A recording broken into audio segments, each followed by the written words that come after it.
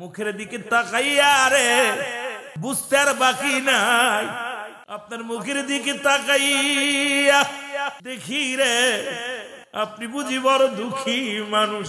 আমার নবী কয় বালকরা রে আমি কত দুঃখী শোনো। পৃথিবীর মধ্যে আমি আমার বাবাকে হারাইছি, মাকে হারাইছি ছোট্ট জীবন। এই পৃথিবীর মধ্যে আমার বয়স যখন মাত্র 6 মাস মায়ের গর্ভে আমার বাবারে আমি হারাইছি জীবনে। শরীয়তের চোখ দিয়া বাবারে দেখি, জীবনে কোনোদিন বাবারে শরীয়তের চোখ দিয়া দেখি নাই।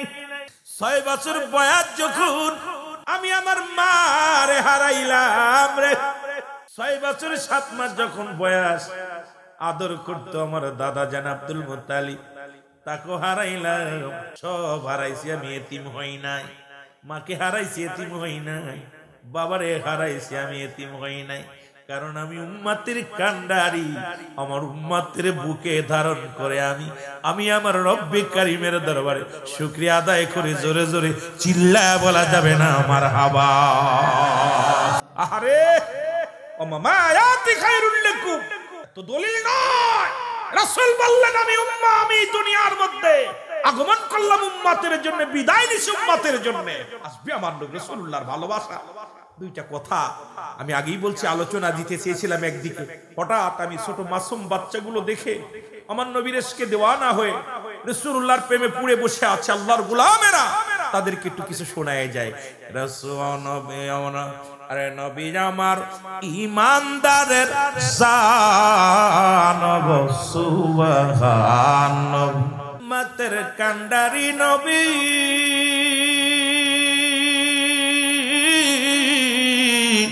কাঞ্চন সদায় উম্মতিও, আল্লাহ দিলেন রহমতের ভান্ডার সুবহানাল্লাহ।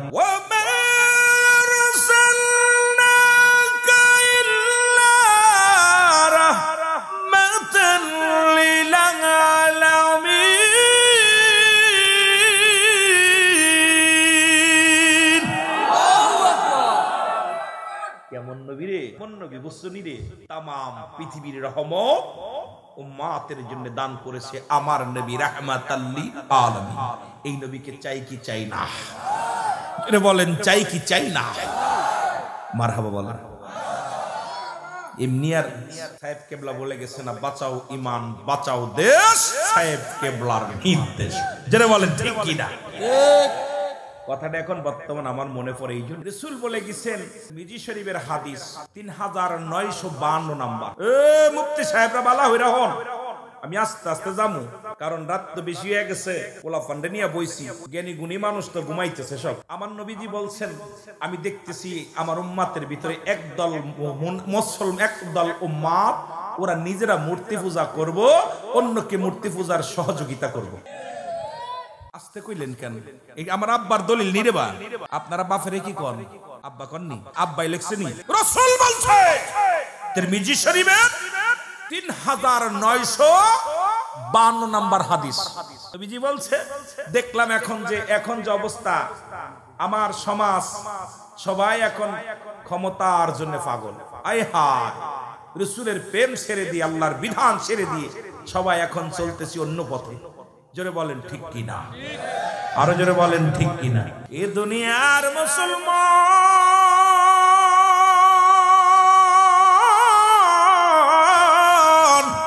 এই বালক দুটি বয়স কত? 10, 8, অনেকগুলো আছে 8 বছর 10 বছর। আরে এই তো বয় তোকে দেখছি রে আমি, কারণ আমি হলো বাস্তববাদী বক্তা, বাস্তবটাকে বেশি পছন্দ করি, বাস্তবতা নিয়ে কথা বলতে বেশি মজা লাগে আমার। 8 এবং 10 বছরের 2 ভাই। কয় ভাই? আপন 2 ভাই। নবী আমার কয় বালকেরা রে,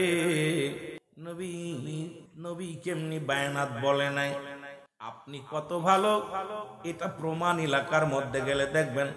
কিছু কিছু মানুষকে দেখে বালকেরা পালায়, আবার কিছু কিছু মানুষকে দেখলে জড়ায়া ধরে।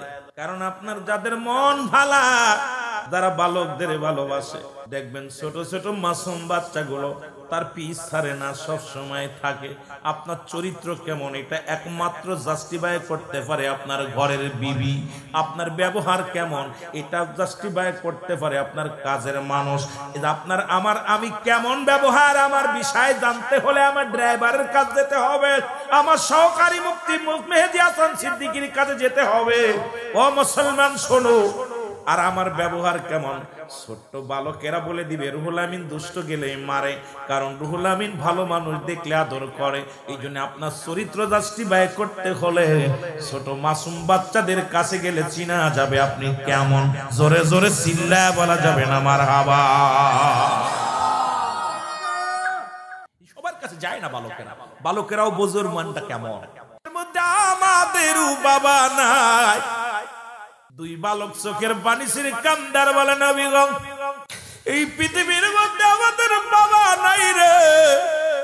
আপনাকে দেখে নতুন মনে করো, আপনাকে দেখে প্রাণটা জুড়াইলাম, আপনাকে দেখে মনটা শান্তি পেলাম।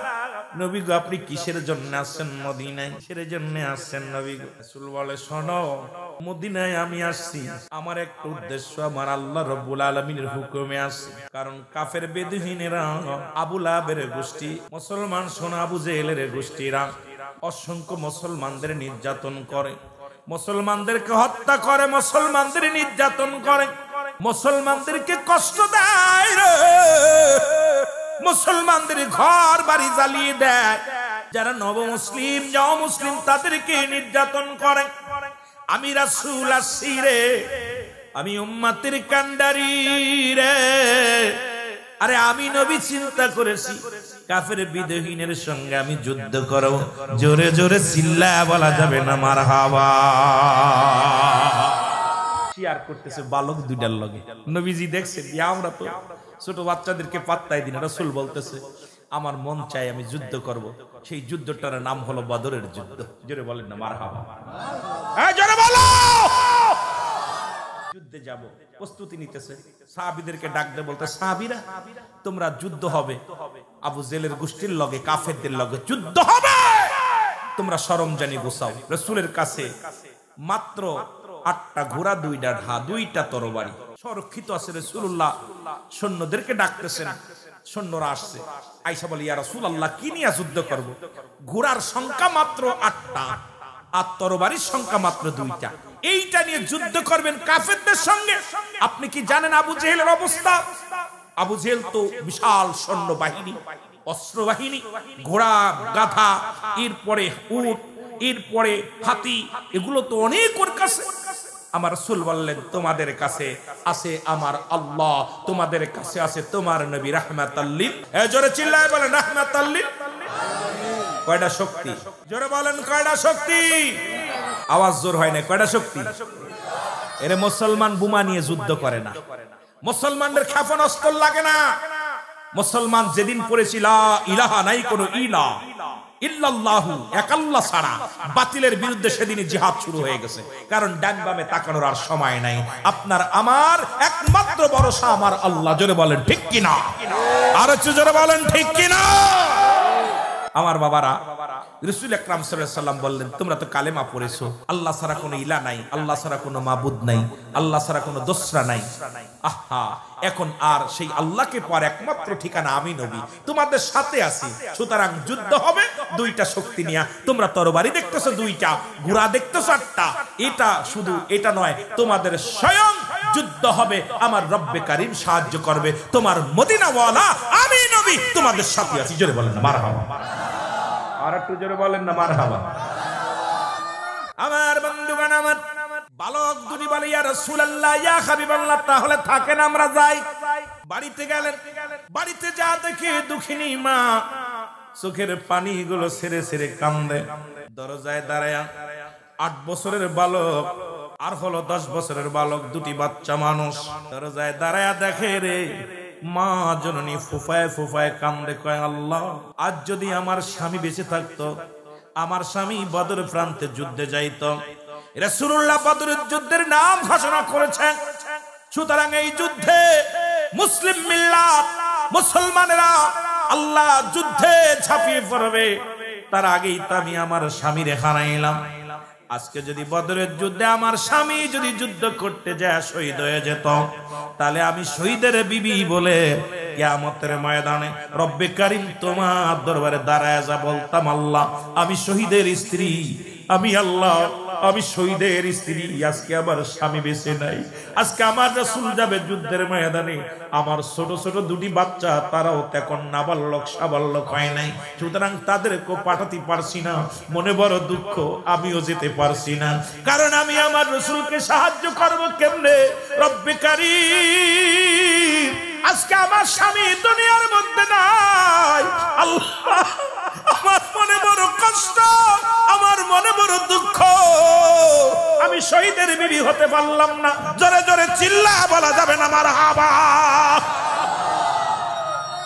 রাসূলের ভালোবাসা দেখে যে মা, ও মা তুমি কাঁদছো কেন? ছেলে বড় ছেলে যাবো, হুজুর মাগো কাঁদছো কেন? বাবারে আমার নবীর প্রতি বড় মায়া লাগতেছে। বদরের যুদ্ধে যাবে রাসূল, আবু জেহেলের সৈন্যের সংখ্যা বেশি, আবু জেহেলের সৈন্যের সংখ্যা বেশি, আবু জেহেলের জনবল বেশি, আবু জেহেলের ক্ষমতা বেশি, সুতরাং আবু জেহেল ওই যুদ্ধে আজকে তোমার বাবা বেঁচে থাকতো, তোমার বাবাকে আমি পাঠাইতাম, তোমার বাবা আজকে নাই, মনে বড় কষ্ট, না জানি আমার রাসূলের উপর আক্রমণ করবে, না জানি রে আমার এতিম নবীর গায়ে পাথরের আঘাত লাগবে, না জানি রে আমার এতিম নবীর মারবে, আমি মেয়ে মানুষ, আমি মহিলা মানুষ, আমার মা বোনেরা যারা আলোচনা শোনো একটু খেয়াল করো, নবীর প্রেম ডাক দিয়ে বলে বাবারে আয়, দুটি ভাইকে দুটি বুকের মধ্যে নিয়ে বলে মা, মা গো বিদায় দাও, বিদায় দাও, আব্বা নাই তাতে কি হয়েছে গো মা, তুমি বিদায় দাও, আমরা দুই ভাই যাব রাসূলুল্লাহর সঙ্গে যুদ্ধ করার জন্য, কারণ আমার নবীজির পাশে দাঁড়াইব রে আবু জেহেলকে আমি জন্মের শিক্ষা দিয়ে দিব, কারণ আমার নবীর কাছ থেকে শুনেছি সব চাইতে বেশি কষ্ট দিছে আবু জেহেল আমার নবীর, সুতরাং আমরা প্রতিজ্ঞা করলাম মা আবু জেহেলের কাল্লা কেটে ফেলবো, আবু জেহেল হত্যা করব, একবার বিদায় দাও। মা দুইটি সন্তানকে বুকের সঙ্গে টান দিয়ে বলে বাবা আয় রে আয়, তোরা আমার নবীর এত ভালোবাসিস রে বাবা, আমি তোদের বিদায় দিয়ে দিলাম যা, আরে মা কেমন, তোদের বিদায় দিয়ে দিলাম যাও, এরা আমার নবীর পক্ষে রাসূলুল্লাহর পক্ষে ঝাঁপিয়ে পড়ো ময়দানে, আমি দোয়া করে দিলাম রব্বে কারীম যেন তোমাদের বিজয় লাভ করায়, জোরে জোরে চিল্লায় বলো মারহাবা।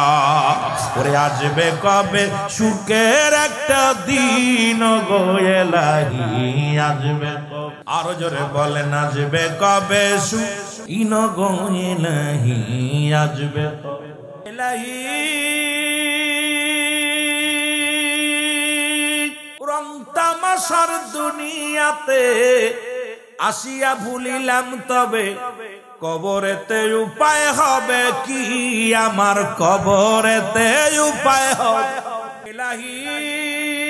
এই রং তামাশার দুনিয়াতে আসিয়া ভুলিলাম সবে, কবরেতে উপায় হবে কি আমার, কবরেতে উপায় হবে। যেদিন যারা যারা করবে বিচার নাই কারু ওই যে নিস্তার, যেদিন যারা যারা করবে বিচার নাই কারু ওই দিন নিস্তার, দয়াল নবী হইবেন কান্ডারি ওগো ইলাহি, আসবে কবে সুখের, আরো জোরে বলো না মুখস্থ করো, আসবে কবে সুখ, আসবে কবে সুখের একটা দিন আমার, আসবে কবে, আসবে কবে। নফসি নফসি সবার মুখে ডাকবেন নবী উম্মত বলে, ওই নবীজির প্রেমিক হইয়া, ওই নবীজির প্রেমিক হইয়া উঠি জন আখেরাতের দিন গো ইলাহি, আসবে কবে সুখের একটা দিন, বলো আসবে কবে, আসবে কবে সুখের একটা দিন, বলো আসবে কবে, আসবে কবে। এ দুনিয়ার মুসলমান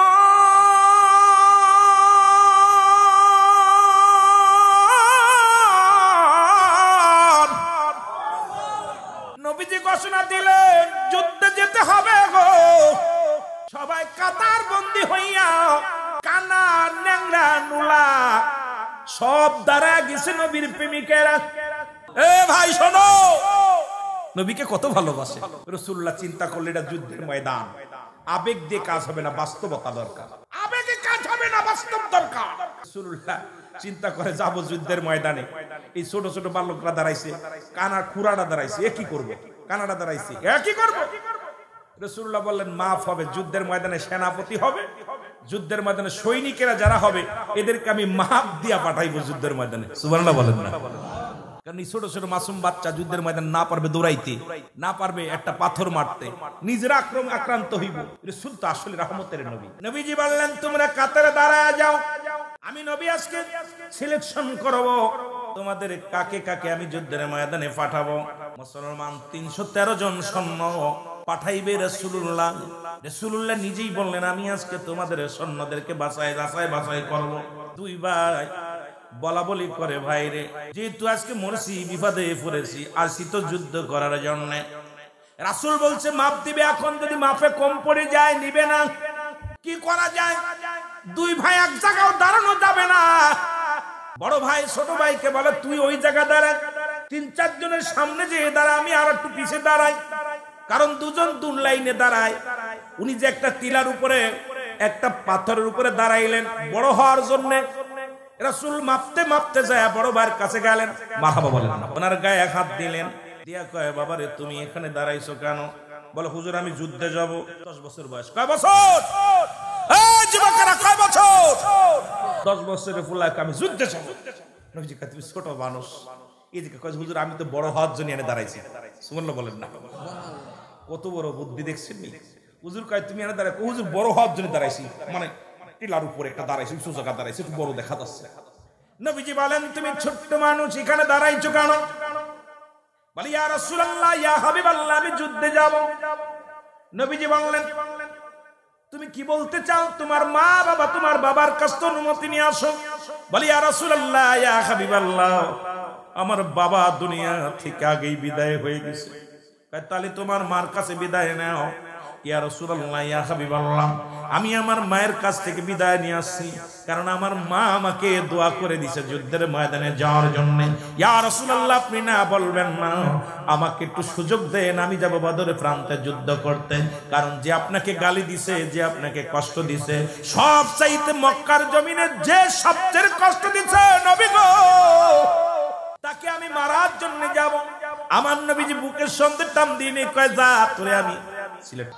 খুশি হয়ে গেছে। পিছনে আর ছোট ভাই চাইয়া দেখে বড় ভাই তো চান্স পেয়ে গেল, এখন আমি কি করব? নবীজি আরো কিছু সাহাবী করার পর সামনে যায় দেখছি 8 বছরের দাঁড়ায় আছে। বাবা তুমি দাঁড়াইছো কেন? হুজুর যুদ্ধে যাব। যুদ্ধে যাবা? ছোট্ট মানুষ, বয়স কত? কার বয়স কত? এই জোরে বলেন কত? আরে ছোট মানুষগুলো দেখা কেন যেন কথাগুলো বারবার মনে পড়তেছে। বয়স কত?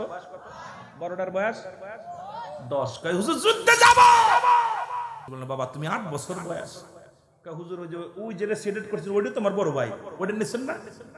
ও কত বড়? আমার সাথে 2 বছরের বড় মাত্র। সুবহানাল্লাহ বলেন। আর জোরে বলেন না? কয় তাই নি? কয় হুজুর হ্যাঁ ওইটা আমার বড় ভাই। কয় বাবা ও তো একটু বড় আছে, দেখতে শুনতে একটু, যদিও 8-10 বছর বয়স, অনেক ছেলে মেয়ে একটু লম্বা চওড়া হয়, ওটা তো দেখতে শুনতে একটু বড় আছে, এই জন্য ওরে নিছি।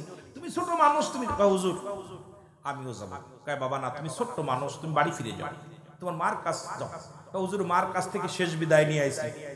আহা শেষ বিদায় নিয়ে আইছি, আমাকে বিদায় দেন, আমাকে সিলেকশন করেন, কারণ আমি যাব। রাসূলুল্লাহ বলে বাবা ওর তো একটু গায়ে পায়ে বল আছে, ভালো অস্ত্র ধরতে পারবে, ঢাল ধরতে পারবে, ঘোড়ায় চড়তে পারবে, তুমি তো ছোট্ট মানুষ। বলি ইয়া রাসূলুল্লাহ একটা কাজ করেন তাহলে। একটা কাজ করেন। কি কাজ? আমার ভাইয়ের গায়ে গোশ বেশি, আমার ভাইয়ের লগে আমি কুস্তি ধরবো, ভাই যদি আমার সাথে কইয়া যায় তাহলে কি আমার নিবে? মারহাবা বলেন। বলছে বড় ভাই তো 2 বছরের বড়, গায়ে পায়ে বল বেশি। হুজুর ইয়া রাসূলুল্লাহ আমাকে না বলেন না, আমি উনার লগে কুস্তি, আমারে বলছেন গায়ে বল নাই, ওর লগে পারতাম না, বড় ভাইয়ের লগে মালাম ধরতো, 2 ভাইয়ের লগে ধরবো, বড় ভাই যদি ঠইকা যায় তাহলে কি আমার নিবেন? রাসূলুল্লাহ হ্যাঁ নিব। ঠিক আছে। ছোট ভাই যায় বড় ভাইরে চকি চকি চোখ রেখা কয় বাইরে আমার থুইয়া যাস না। সুবহানাল্লাহ বলেন না? এই আস্তে না জোরে কইতেন, আস্তে না জোরে কইতেন। অনেক বালক মাহফিল আসার জন্য আব্বারে আব্বা আমারে নিয়ে যাবো মাহফিল, আর অনেক দূর নিতাম না, কথা কইতেন নি। ছোট ছোট বাচ্চাগুলো দেখে, আরে ওই যে ছোট বালক মাহফিলে দেখা যায় না, এত রাত পর্যন্ত 12টা পার হয়ে যায় আমার পোলা, এত ছোট ছোট মাসুম বাচ্চাগুলো কেমনে বয়ে আছে রে নবীর প্রেমিকেরা। আল্লাহ এদেরকে বড় আলেম বানিয়ে দিও, জোরে বল আল্লাহু আকবার। কলজার ভিতর লাগতেছে দেখা, কলিজাটা ঠান্ডা হয়ে গেছে এই বালকগুলো দেখা। ঠিক আছে বাবা, দুই ভাই বড় ভাইরে কয়, ছোট ভাই বড় ভাইরে, ভাই তোমার গায়ে বল বেশি, বছর 2 বছর বড় তুমি যদি আমার ধরো আমি পারবো না, তুমি একটা কাজ করো, কাজটা হলো তুমি আমার আস্তে ধরবা, আমি জিতা যাবো, আমি যুদ্ধে যাবো।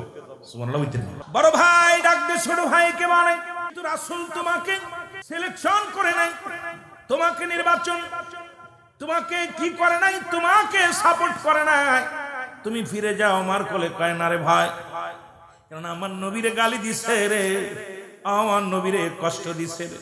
বড় ভাই তুমি যাবা যুদ্ধের ময়দানে, আমি 8 বছর আমিও ওয়াদা করেছি তোমার সঙ্গে যাব। দুই ভাই মিলে আবু জেলকে সাইজ করব, জোরে জোরে চিল্লায়া বলা যাবে না মারহাবা।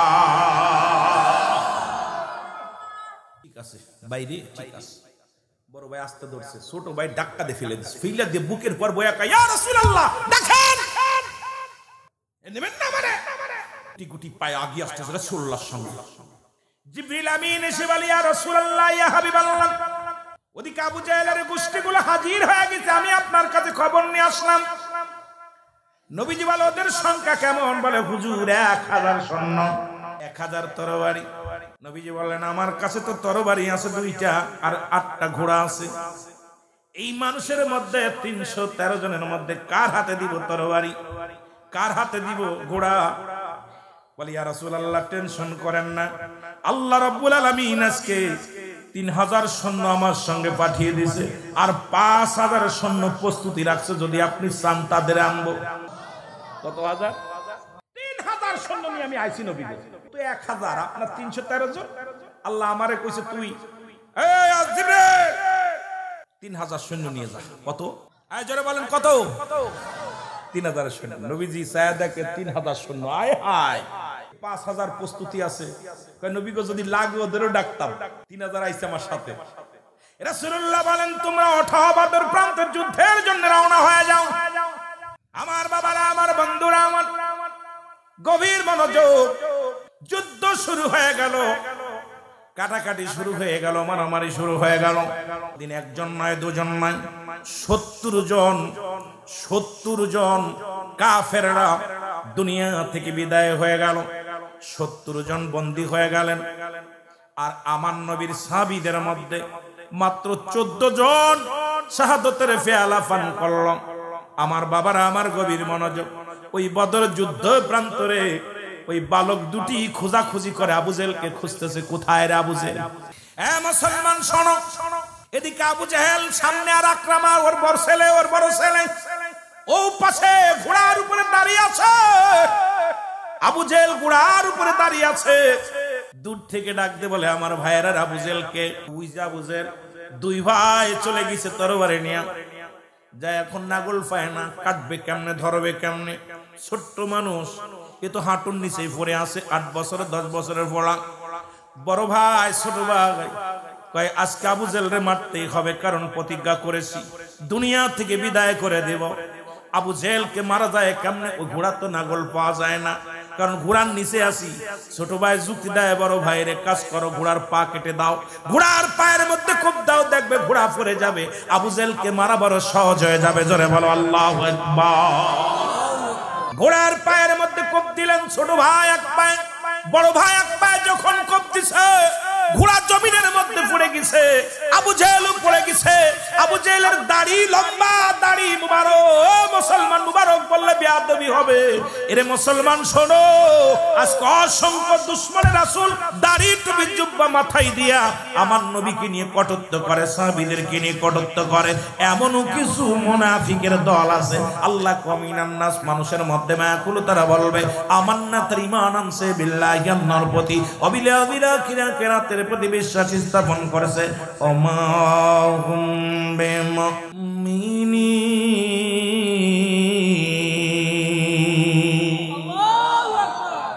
ওই মুনাফিক, মানুষের মধ্যে মুনাফিক অসংখ্য। এই মুনাফিকগুলো ইসলামের যত 12টা বাজাইছে, কাফের মুশরিকরা এত ক্ষতি করে নাই। আমরা মুসলমানদের মধ্যে মুনাফিকেরা যে ক্ষতি করতেছে, জোরে বলেন ঠিক কিনা? আমাদের সুন্নিয়াতের মধ্যে অনেক গোলালু মার্কা সুন্নি আছে, অনেক গোলালু মার্কা সুন্নি তার রাসূলকে কটূক্ত করে, সাহাবীদের কটূক্ত করে, সাহাবীদের বিরোধিতা করে, রাসূলের বিরোধিতা করে, আবার উপর উপর বড় বড় সুন্নি সুন্নি বলে ফালাফালি করে দাওয়াত পাওয়ার জন্য। জোরে বলেন ঠিক কিনা? আছে না? জোরে বলেন আছে না? আমার বাবারা, আমার বন্ধুরা, আমার আবু জেহেলকে দুনিয়া থেকে বিদায় করে দেওয়া হলো। এদিকে আবু জেহেলের ছেলে আকরাম এসে পিছন থেকে ছোট ভাইয়ের হাতের মধ্যে কোপ লাগিয়ে দিলেন। এক হাত কেটে গেল। মুসলমান শোনো, হাতটা কেটে গেল, হাতে জখম ঝুলে আছে। ছোট ভাই, এই হাতটা যুদ্ধ করতে কষ্ট হবে, বেশি ব্যাঘাত ঘটাবে। পায়ের নিচে দিয়ে টান দিয়ে হাতটা ছিঁড়ে ফেলে দিয়ে বলে, ইয়া রাসূলুল্লাহ, ইয়া হাবিবাল্লাহ। কারণ আমরা জীবনের মায়া করি না, কারণ এই জীবনের জান মালের চাইতে আপনাকে অধিক ভালোবাসি। ইয়া রাসূলুল্লাহ, ইয়া হাবিবাল্লাহ। কারণ হাতের প্রয়োজন না, যে হাত আমাকে বিরক্ত করে। নিজের হাতটা টানতে ফেলে দিয়া এক হাতে যুদ্ধের ময়দানে মাসুম বাচ্চা দুটে মুসলমান দুনিয়ার মায়া ছেড়ে চিরতরে বিদায় হয়ে গেছে, শুধু আমার রাসূলকে ভালোবেসে। 8 বছরের ছেলেরা, এই মুসলমান 10 বছরের বালকেরা রাসূলকে জানের চাইতে বেশি ভালোবেসেছে। আজকে মাহফিলে আমার বাজারেরা যারা আসছে, এই আমার তোদেরকে ধন্যবাদ জানাই। আজকে ঘুমকে হারাম করে যারা আজকে এই ময়দানে বসে আছো, আল্লাহ ও আমার আল্লাহ, ওই বদর প্রান্ত থেকে আমাদের শিক্ষা হয়, যেখান থেকে আমাদের শিক্ষা হয়, ওদিন বিজয়ের যুদ্ধ, ওদিন মুসলমান 313 জন নিয়ে বিজয় লাভ করেছিল, কারণ খোদাই শক্তি ছিল। এখনো সেই 313 জন সাহাবীর দরকার। হাজার হাজার লক্ষ লক্ষ মুসলমান থাকতে আজকে পৃথিবীর মধ্যে মুসলমান মার খায়, মুসলমান নির্যাতিত হয়, মুসলমান কষ্টে থাকে, মুসলমান সেই 313 জনের মতো সৈনিক আমাদের দরকার। সেদিন রাসূল 14 জন সাহাবীদের হারায়া রাসূল চোখের পানি ছেড়ে কেঁদেছিল, আল্লাহ এই বদর প্রান্তে আজকে মুসলিম মিল্লাতের বিজয়, আর বিজয়ের জন্য সাক্ষী হয়ে থাকলো 14 জন সাহাবী। আল্লাহ ওই কিয়ামতের ময়দানে যেন আমি নবীর সঙ্গে ওদের জান্নাত হয়। এই জন্য আমি আপনাদেরকে বলে যাই, আজকে জীবন জীবন নয়, এমন একটা জীবন আসবে যে দেশে গেলে মানুষের বিচার হয়, যে দেশে গেলে মানুষের হিসাব হয়। মানুষের 3টা বিপদ। নাম্বার 1 হলো মানুষের মরণ। জোরে বলেন 1 নাম্বার কি? একটু জোরে বলা যাবে না? 1 নাম্বার কি? 2 নাম্বার কবর, 3 নাম্বার কিয়ামতের ময়দান। মানুষের সবচেয়ে বড় বিপদ হলো মানুষের 1 নাম্বার মরণ। 1 নাম্বার কি? মরণ নাই কার কার? একটু হাত তোলেন। মূল আলোচনা একটা বেজে গেছে, একটা বেজে গেছে, আর বেশিক্ষণ বিরক্ত করব না। মরণ নাই কার কার? একটু হাত তোলেন। পৃথিবীর মধ্যে 1 নাম্বার হলো মরণ। এই মরণের কথা বলতে যাইয়া আল্লামা মুফতি আমজাদ আলী সাহেব একটা কিতাব লিখলেন। কিতাবের নাম বাহারে শরিয়াত। এই কিতাবের মধ্যে লিখতে যা বললেন, দুনিয়ার মানুষ শোনো, মানুষ যখন মারা যায় 70টা তাজা উটের গায়ের চামড়া জবাই না করিয়া উল্টো দিকে টান দিয়া লবণ আর মরিচ লাগায় দিলে যতটুকু যন্ত্রণা হয়,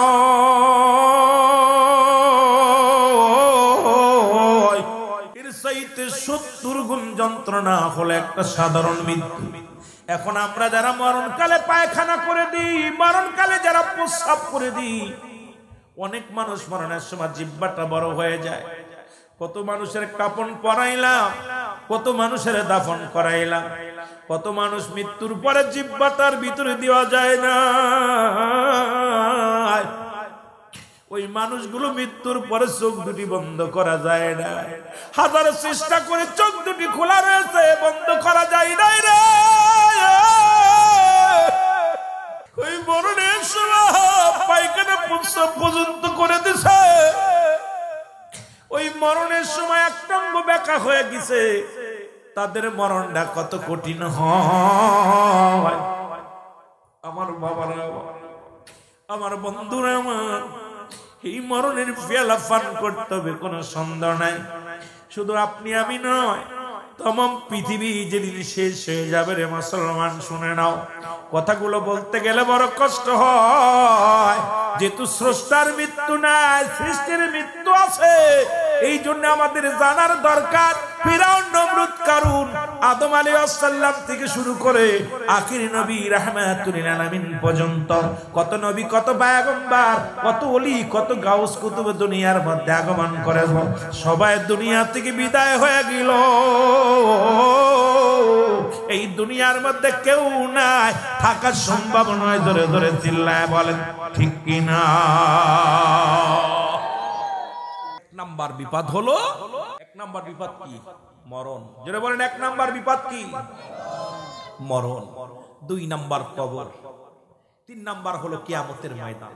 প্রত্যেকটা মানুষের যদি এই তিনটা চিন্তা মাথায় থাকে, এই তিনটা, যে আমার এক নাম্বার মরণের পেয়ালা পান করতে হবে, এখান থেকে পৃথিবীর বাঁচার মতো কোনো পথ নাই।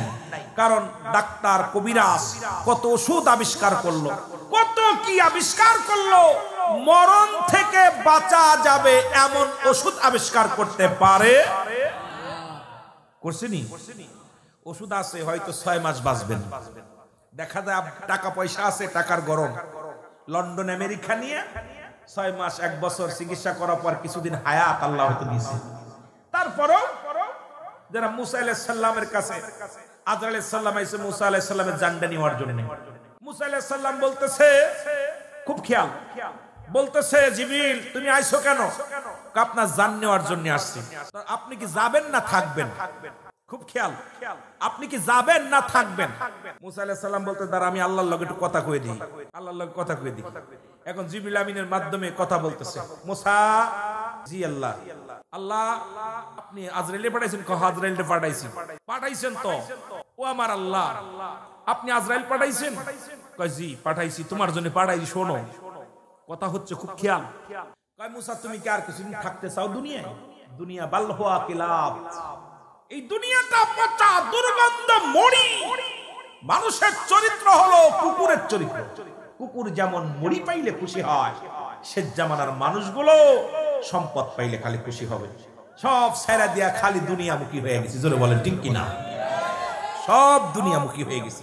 দুনিয়ামুখী আমার নবীজি বলে গেছে, ঠিক দুনিয়ামুখী হয়ে গেছে। আল্লাহ বলতেছেন, মুসা তুমি কি আরো 10 বছর থাকতে চাও? 20 বছর, 50 বছর, কতদিন থাকতে চাও?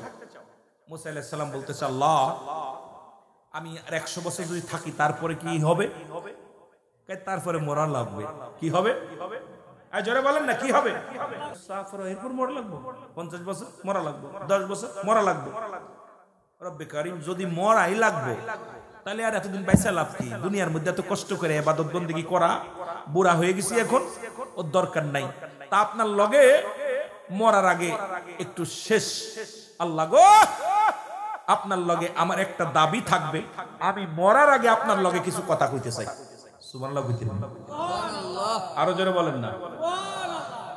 যে আমার দিদারটা হবে, যেহেতু আমি আর বাঁচতে চাই না, যেহেতু 20 বছর পরে মরা লাগবে, 50 বছর পরে মরা লাগবে, 100 বছর পরে মরা লাগবে, যেহেতু আমাকে বাঁচাই রাখবেন না, তা আমি আর বেশি বাঁচতে চাই না।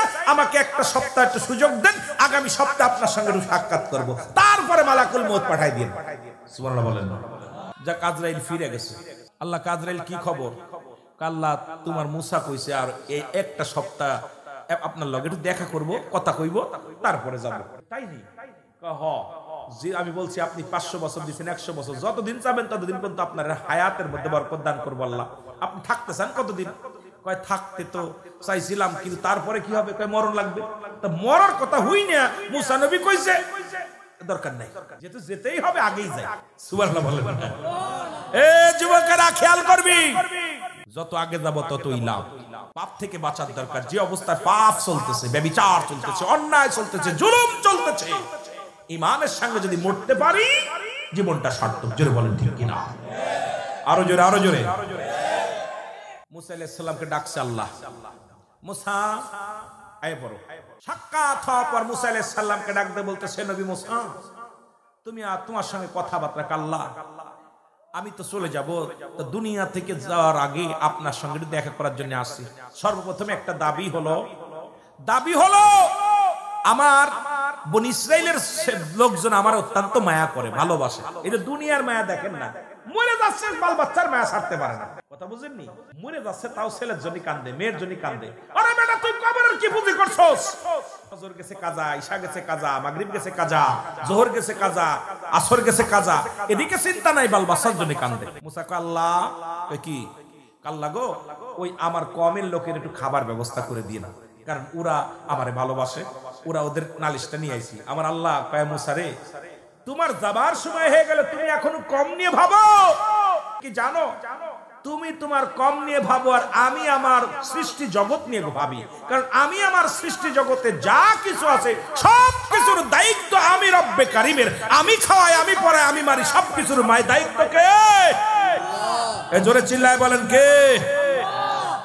মনে হয় আপনাদের দায়িত্ব অন্য কেউ নিছে, এই জন্য আওয়াজ নাই। দায়িত্ব কার?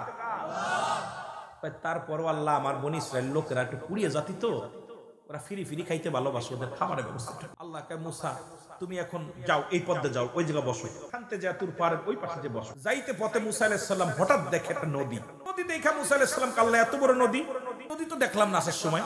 নদী দেখছো, তোমার হাতে কি? কয় লাঠি। কয় লাঠি দিয়া পানির মধ্যে একটা বাড়ি মারো। বাড়ি মারছে পানির ভিতর, মারার পর ভিতর থেকে বতর একটা পাথর বাইরে গেছে। পাথর দিকে মুসা আলাইহিস সালাম আরো আশ্চর্য যে কি রে, পানির ভিতরে এত বড় পাথর। পাথরটা দেখার পর বলছে মুসা, আল্লাহ পাথরের লোক কইতে, কয় দাও বাড়ি, আর একটা বাড়ি মারছে। বাড়ি মারার পর এই পাথরটা যেই বাড়ি মারছে, পাথরের ভিতর থেকে একটা হরিণ বাইর হয়েছে। সুবহানাল্লাহ বলেন। কি বাইর হয়েছে? হরিণ। হরিণের মুখে তাজা ঘাস। কি ঘাস? তাজা ঘাস। মুসা আলাইহিস সালাম আল্লাহ, কি আশ্চর্য, সাগরের মধ্যে পাথর, পাথরের মধ্যে হরিণ, হরিণের মুখে খাবার। আমার আল্লাহ কয় মুসা, তুমি তোমার বনি ইসরাইল নিয়ে চিন্তা করো, তোমার কওমের লোক নিয়ে চিন্তা করো, আর আমি রব্বে কারীম সাগরের নিচে পাথর, পাথরের মধ্যে হরিণ, ওটাকেও আমি তাজা ঘাস খাওয়াই। সুতরাং সমস্ত মাখলুকাতের রব হলো আমি। সুতরাং আমি স্রষ্টা, তুমি সৃষ্টি, তোমার দায়িত্ব আমার। আমি খাওয়াই, আমি পড়াই, আমি বাঁচাই। জোরে বলে মারহাবা। আওয়াজ জোর হয় নাই, জোরে বলেন মারহাবা। এরপরও মানুষ ঘুষ খায়। এই ঘুষ করে না, সুদ করে না। জোরে বলেন কে খাওয়ায়? আল্লাহ। আমি এই জন্য মাছ ফিরাই একটা ওয়াজে বলি, কার জন্য সুদ খাও, কার জন্য ঘুষ খাও, কার জন্য দুনিয়ার সম্পদের পাহাড় গড়লাও? এই দুনিয়ার সম্পদ খাবে লোকে, তোমার দেহ খাবে পকে।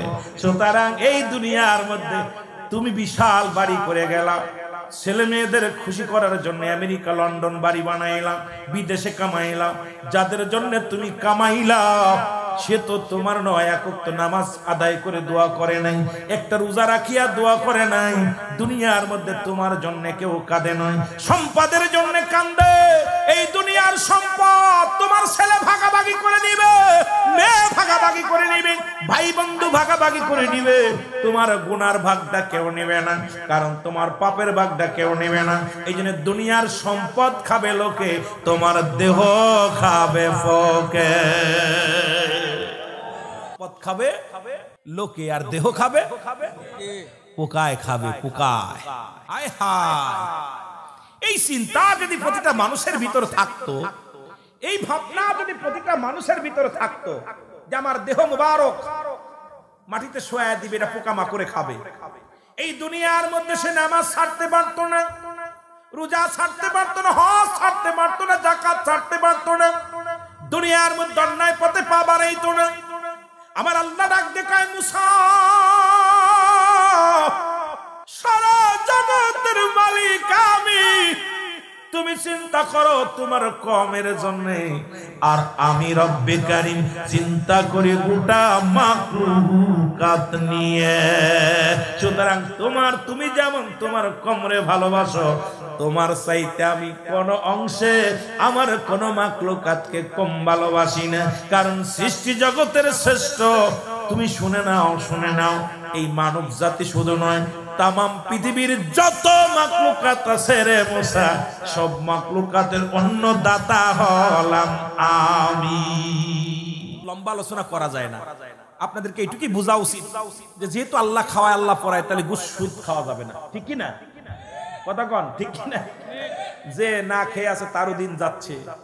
আপনারা কমলাপুর রেল স্টেশনে যাবেন, যা দেখবেন আইরে কষ্ট। কমলাপুর রেল স্টেশনে গেলে মানুষের কান্না দেখলে আপনি জীবনও আর এই সুদ ঘুষ পাবেন না। তো মানুষ বালিশ নাই, খেতা নাই, লেপ নাই, সারা রাত টুকায় খাবার নাই। আহা, এই দেখে আপনি জীবনে আমার মনে হয় এই জন্য আল্লাহ পাক রাসূল সাল্লাল্লাহু আলাইহি ওয়াসাল্লাম আপনাদেরকে এই হিজরত করতে বলছে, আপনার কি করছে, ভ্রমণ করতে বলেছে। কারণ দেখে আসেন না, আপনাদের বেশি দূরের দরকার নেই। আপনি এই যে সিলেটের রেল স্টেশনে যাবেন, যা দেখবেন কত মানুষ কত অসহায়, কারোর রাতে জামা, কারোর কাপড় নাই গায়ে, কারোর খেতা নাই, কম্বল নাই, খাবার নাই। আপনি ওর চাইতে কত ভালো আছেন, আপনি কত ভালো আছেন। দিন ভিখারি তারা, আর আপনাকে আল্লাহ কত সুন্দর রাখছে, এরপরও নাফরমানি, তার মানে কপাল। মুসা আলাইহিস সালাম মুসলমান, শোনা নাও। মুসা আলাইহিস সালাম আল্লাহ ডাক দে কয়, নবী মুসা যাও, কথাবার্তা শেষ, বিদায়। মুসা আলাইহিস সালাম বড় লজ্জা পেয়ে গেলেন, মাথা নত করে চলে আসলেন। আসার পথে দেখে রে, হাঁটতে হাঁটতে সে দেখে বিশাল কয়েকজন মানুষ কবর খনন করতেছে। কয়েকটা মানুষ তারা কবর খনন করে। মুসা নবী আস্তে আস্তে গুটি গুটি পায়া গায়ে গেলেন, যে বলতেছে, ভাই এলাকায় তো কোনো মানুষ দেখি না, এলাকার মধ্যে কোনো মানুষ নাই, তবে আপনারা কার কবর খনন করেন তা তো বুঝলাম না। কয়, নবী মুসা রে, আপনারা তো আমার নাম জানেন। কয়, কেন জানবো না? আপনি এই জামানার নবী, আপনি মহল্লার নবী, আর আমরা এই দেশের বসতি, আপনাদের তো জীবনে দেখি নাই। কয়, দেখবেন কেমনে? আমরা পাহাড়ি এলাকার মানুষ, মরুপ্রান্তের মানুষ। একটা মানুষ মারা গেছে, তার দাফন কাফন হবে, আমরা কবর খনন করার, আপনি কি সাহায্য করবেন আমাদের একটু? মুসা নবীকে আমি সাহায্য করব। মুসা নবীর হাতে কোদাল ধরায়া দিলেন, খুন্তা ধরায়া দিলেন। কয়, ভাই রে, আমরা আপনার সাথে সহযোগিতা করব, আপনিও কবরটা খনন করেন। মুসা নবী সুন্দরভাবে কবরটা খনন করলেন। খনন করিয়া এবার মুসা নবী ডাক দে কয়, ভাই রে, যে লোকটার এখানে শুয়াইবেন তার মাপটা কেমন? এবার ডাক দে কয়, ভাই, যে লোকটারে শুয়াইব দেখতে শুনতে চওড়া লম্বা আপনার মতো, কারণ আপনি যত লম্বা, এই সেই মানুষটা, যে মানুষটা এখানে ঘুমাইবে সেই মায়া তো এত লম্বা। আপনি যত চওড়া, ওই মানুষটা এত চওড়া। সুতরাং এই কবরটার মধ্যে যাকে রাখবো, আপনার মাপ আর তার মাপ ঠিক আছে। সুবহানাল্লাহ। আরো জোরে কইতেন নি, আরো জোরে। মুসা আলাইহিস সালাম সুন্দর কবর খনন করলেন। কবরটা খনন করার পর দাঁড়ায় আছে। নবী মুসারে ডাক দে বলে, নবী মুসা, বেয়াদবি মনে করবেন না, যেহেতু যে লোকটার এই কবরের মধ্যে রাখবো তার মাপটা ঠিক আপনার মতো, আপনি যদি একটু কবরের মধ্যে গড়ে দিতে দেখতেন, আপনার মাপ যদি ঠিক হয়, সেই লোকটার মাপ ঠিক হবে, একটু আপনি কবরে কি শুইবেন? মুসা নবী কয়, ঠিক আছে, দেখি, শুয়ে দেখি। মুসা আলাইহিস সালাম যখন কবরের মধ্যে শুইছে, শুয়া মুসা নবী ডাক দে কয়, রব্বে কারীম, এই নির্জন কবর। মুসা নবী আফসোস করে বলে, আল্লাহ, এই যখন ভিতরে শুয়া ডাক দে বলে, আল্লাহ, এই নির্জন কবর, যার ভিতরে কোনো আলো নাই, যার ভিতরে কোনো বাতাস নাই, যার ভিতরে কোনো বন্ধু থাকবে না, যার ভিতরে কোনো বাতি থাকবে না, সাথী থাকবে না, এর নির্জন কবর। হায়রে হায়রে, নিষ্ঠুর কবর। আজকে কবরবাসীদের স্মরণের মাহফিল খুব খেয়াল করবেন বাবারা আমার। মুসা আলাইহিস সালাম দেখতে কই, রব্বে কারীম, যুগ যুগ যারা শুয়ে আছে কেমনে আছে? এই জায়গাটা সবার আসতে হবে রে আল্লাহ। এখানে বুঝি আমি মুসার শেষ ঠিকানা হয়ে যাবে, যে জল্পনা সেই কল্পনা। আল্লাহ কয়, জিবরিল, আজরাইল রে, যাও, আমার নবী মুসাফিল পছন্দ করে, যাও জান্নাত থেকে একটা আপেল নিয়ে যাও। জান্নাত থেকে একটা আপেল নিয়ে মুসা নবীর হাতের মধ্যে দিয়া একজন ফেরেশতা কয়, হুজুর, এই লন, আপনি আপেল পছন্দ করেন। মুসা নবীকে আপনারা বুঝলেন কেমন করে? আপনি এত কষ্ট করে কবর খনন করছেন, গায়ে ঘাম ঝরছে, ক্লান্ত হয়ে গেছে, আপনি কবরের ভিতরে শুয়ে শুয়ে আপেল খান। কারণ আপনি আপেল পছন্দ করেন। মুসা নবী হাতের মধ্যে আপেলটা দেখে আর বুঝতে বাকি না এটা দুনিয়ার কোন আপেল নয়, এটা জান্নাত থেকে আইছে রে। আজকে বুঝি আমার শেষ ঠিকানা। আল্লাহ আজরাইল আর দেরি করো না, আমার নবী মুসা যখন আপেলের মধ্যে কামড় দিবে রে, আপেলের মধ্যে যখন কামড় দিবে তুমি প্রবেশ করবা, আপেলটা যখন শেষ হয়ে যাবে রুহটা টান দিয়ে বাইর করবা। কারণ আমার নবী মুসা আপেল পছন্দ করতো, জান্নাতি ফলটা নিয়ে আসো। জিবরিল আমিন ফলটা দিলেন মুসা নবীর হাতে, হাতের মধ্যে নিয়ে মুসা নবী খাইতে লাগলেন। আজরাইল আলাইহিস সালাম ভিতরে ঢুকে গেছেন। আস্তে আস্তে করে যখন আপেলটা শেষ হয়ে গেল, কবরের ভিতরে শুইয়া মুসা নবী বারবার ডাক দেখায়, নিষ্ঠুর কবর রে, ও নিষ্ঠুর কবর, নিষ্ঠুর কবর রে। এর ভিতরে কেমনে থাকবে মানুষ, এর ভিতরে কেমনে থাকবে দুনিয়ার আপনজন ছাড়া। এই জায়গা একমাত্র হবে ঠিকানা। এই আস্তে বাবা, তোদের পায়ে ধরি আওয়াজ দিস না, আওয়াজ দিস না। এখানে আগে বলছি দুইটা জিনিস পাওয়া রহমত এবং গজব।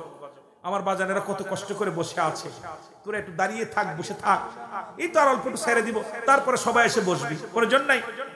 এখন আগে কপাল যাদের ভালো তারা জান্নাতের বাগান ছাড়বে না, কিন্তু দুঃখ হলো আওয়াজ দিবেন না।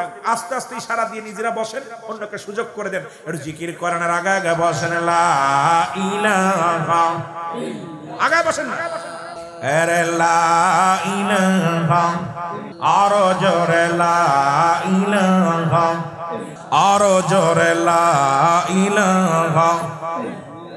এর নাই কোন মাবুদ আল্লাহ ছাড়া, বলো নাই কোন মাবুদ।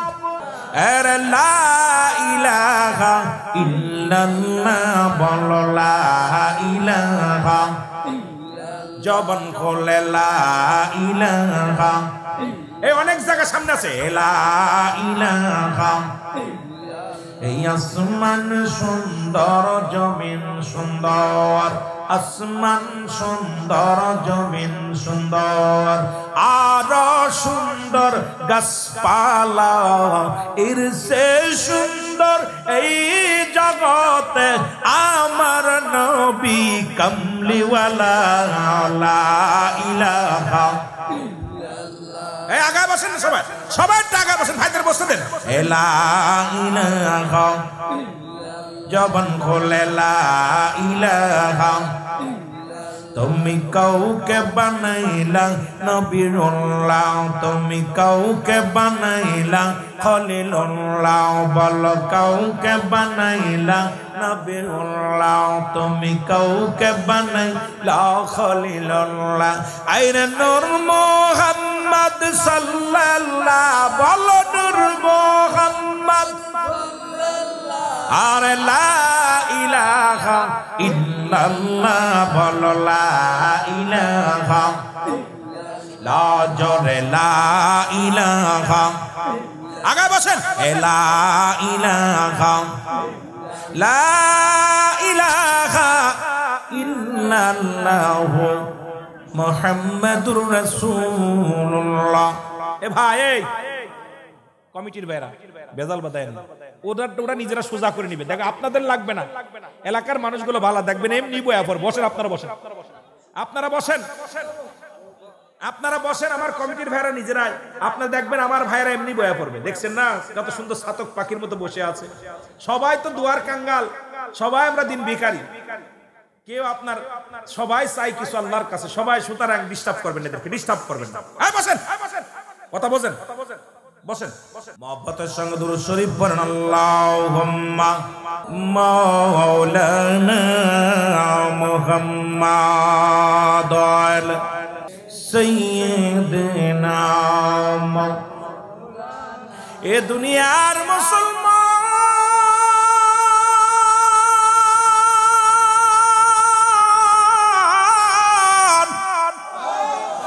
মুসা নবীর কাছে আজরাইল যখন হাজির হইছে রে, আজরাইল যখন মুসা নবীর কাছে আক্রমণ করলো, মুসা নবীর পায়ের বল চলে গেল, মুসা নবীর হাতের বল চলে গেল। মুসা নবী মুসা আলাইহিস সালামের বুকের ভিতরে রুহটা দরপর দরপর করা লাগলো। মুখের জবান খোলা রে। মুসা নবী ডাক দে বলে আজরাইল রে, এই নিষ্ঠুর কবর, ও আজরাইল আইসো বুঝি আমার নেওয়ার জন্য রে, আমাকে বুঝি নিয়ে যাওয়া। আজরাইল বলে আল্লাহ নবী মুসা রে, রব্বি করিম আমারে পাঠায় দিছে, এখনই আপনার বিদায় ঘন্টা বেজে যাবে। মুসা আলাইহিস সালাম ইমানের সঙ্গে দুনিয়া থেকে বিদায় হয়ে গেল। জোরে জোরে চিল্লায় বলা যাবে না মারহাবা। আমার আল্লাহ বলে যে ফেরেশতা মুসাকে উঠাও, মুসা নবীর উঠাও, কবর থেকে উঠাও। মুসা নবীকে কবর থেকে উঠানো হলো। উঠায়া জান্নাত থেকে পানি আনো, পানি এনে গোসল করাও আমার নবী মুসারে। আরে কত ভাগ্য বাবারে, শুনে নাও। আমার নবী মুসা রে আমার পাগল ছিল। আমি না আল্লাহর সঙ্গে কথা বলতো। আমার কাছে 450 বার জিবরিলে পাঠাইলাম। কতবার? 450 বার। জিবরিল আমিন রে, তুমি গিয়েছো আমি আমার নবী মুসার কাছে, আমার বন্ধুর কাছে। আমার নবী তো আমার এত ভালোবাসতো, আমার সঙ্গে দেখা শুধু কল্পনা কল্পনা, দুনিয়ার কোন প্রেম ছিল না রে, প্রেম ছিল আমি রব্বে কারিমের। সুতরাং আমি আল্লাহ খুশি হইয়া ও জিবরিল আজরাইল ও ফেরেশতারা যাও, জান্নাত থেকে পানি আনো, জান্নাত থেকে পোশাক আনো। আমার নবী মুসারে পরা দাও রে। জান্নাতি ফেরেশতারা আসলো, নবী মুসারে গোসল করালো, জান্নাতি পানি দিয়ে গোসল করানো হয়ে গেল। গোসল করায়া জান্নাতি পোশাক পরায়া ফেরেশতারা দাফন করে দিলেন মুসা আলাইহিস সালামের। আজ পর্যন্ত দুনিয়ার মানুষ মুসা নবীর কবর কোন জায়গা সবাই জল্পনা কল্পনার মধ্যে করে। কেউ কেউ কল্পনা জল্পনা করে যে নবী মুসা এই পথ দিয়ে যাইতেন তোর পাহাড়ে, সুতরাং এই মাঝখানে থাকতে পারে। একটা আন্দাজের পর মুসা নবীর বিশাল জায়গাটা এরিয়া করে রাখছে। সবাই বলে মুসা নবীর কবর এইটা। তবে মুসা নবীর কবর দুনিয়ার কোনো মানুষ তারে দেয় না, দুনিয়ার কোনো মানুষ তারে দাফন করান নাই, দুনিয়ার কোনো মানুষ দিয়া তারে কাফন পরান নাই। আল্লাহ স্বয়ং ফেরেশতা দিয়ে মুসা আলাইহিস সালামের দাফন কাফনের কাজ শেষ করেছিল। মুসা আলাইহিস সালাম নিজের কবর নিজেই খনন করেছিল, আর কবরের মধ্যে শুইয়া মুসা আফসোস করেছিল, বলতেছিল আই নিষ্ঠুর কবর রে, এই বুঝি মোর শেষ ঠিকানা। আরে এই বুঝি মোর শেষ ঠিকানা রে। আজ পর্যন্ত মুসা নবীর কবরটা নির্ধারিত করতে পারে নাই। একটা এরিয়া রাখছে, বিশাল একটা এরিয়া করে। সবাই বলে এইটাই বুঝে মুসা নবীর কবর। কারণ রব্বে কারিমের প্রেমের সঙ্গে এমন প্রেম হয়েছিল রে, এইরকম আপনার আমার একটা কবর হবে। জানি না কার নসিবে কবর আছে, কার নসিবে নাই। কে যেন আগুনে পুড়ে মারা যাব, কে যেন হাঙ্গর কুমিরে খাবে রে, কারলার জন্য দুনিয়ার পশু পাখিতে খাবে। রব্বে কারীম যেহেতু আমাদের দ্বিতীয় ঠিকানা হলো কবর আল্লাহ, ওই কবর যেন আমাদের আশা নয়, কবরে যেন শান্তি পায়, ওই কবরে যেন আমরা সুখে থাকতে পারি। আল্লাহ এই মুর্দা গানের ইসালে সবের মাহফিলে বসে কান্দি। আল্লাহ প্রথম বিপদ আমাদের মরণ, এটা আমাদের সহজ করে দিও, যেন কালেমা পড়তে পড়তে মৃত্যুর পেয়ালা পান করতে পারি। দ্বিতীয় বিপদ কবর, ওই কবরের মধ্যে যেন আসান করে দিও আল্লাহ, জান্নাতি দরজাগুলো খুলে দিও কবরের সঙ্গে। দ্বিতীয় বিপদ হলো হাসরের ময়দান, যেদিন মুঠো হাত উপরে সূর্য উদয় হবে, মাটিগুলো পুড়ে তামা হয়ে যাবে। আল্লাহ ওই হাসরের ময়দানে দয়াল নবীর উম্মত বলে স্বীকৃতি আল্লাহ আমাদের দিয়ে দিও, ডান হাতে আমলনামাটা দিয়ে দিও। সেদিন যেন আল্লাহ হাসরের ময়দান সব মানুষ বলবে ইয়া সালিম, ইয়া সালিম, নিরাপত্তা দাও, নিরাপত্তা দাও। আল্লাহ সেদিন যেন আমাদের তুমি আমার নবীর ছায়া পায়, সেদিন যেন তোমার আরশ মহল্লার নিচে একটু ছায়া পায়। আল্লাহ হাসরের ময়দানে বিচারের কাঠ গড়ায় দাঁড়া করে লজ্জা দিও না আল্লাহ। আমরা সুন্নি জনতা নবীর প্রেমিক বলে হাসরের ময়দানে আমাদেরকে একটু দয়া করো আল্লাহ। ওই হাসরের ময়দানে রে আল্লাহ, যেদিন মানুষগুলো মসজিদগুলো গলে গলে খাম ঝরবে রে, হাঁটু পানির মধ্যে সাঁতার কাটবে, গলা পানির মধ্যে সাঁতার কাটবে রে, ওদিন আল্লাহ ওই কঠিন দিন হাসরের ময়দানে আল্লাহ আমাদের জন্য নাজাতের দরিয়া বানায় দিও মাহফিল খানা। আজকে যারা এই মাহফিলে বসেছি রব্বি কারীম, অনেকেই আল্লাহ পীর ভক্ত মানুষ, অনেকেই আল্লাহ ওলি আল্লাহ প্রেমিক মানুষ। বলো আল্লাহ ওলি আল্লাহর খাতিরে, সিলেটির খাতিরে গো আল্লাহ, ফুলতুলি সাহেব কেবলার খাতিরে, শাহজালালের খাতিরে, শাহপরানের খাতিরে, খাজা ফরিদপুরের খাতিরে, তামাম পৃথিবীর মধ্যে মুসলমান শাহ মখদুমের খাতিরে, এই বদরপুরের খাতিরে রব্বি কারীম আমাদেরকে আসরের ময়দানটা আমাদের সহজ করে দিও গো আল্লাহ। ডানা আমল নামা দিয়ে আমার নবীর সিনাইয়া, আমার নবীর চেহারা দেখাইয়া জান্নাত একমাত্র আমাদের ঠিকানা বানায়া দিও। এসেছেন যত নবী সকলের ইমাম, সালাম তোমায় গো নবী, হাজার সালাম নবী।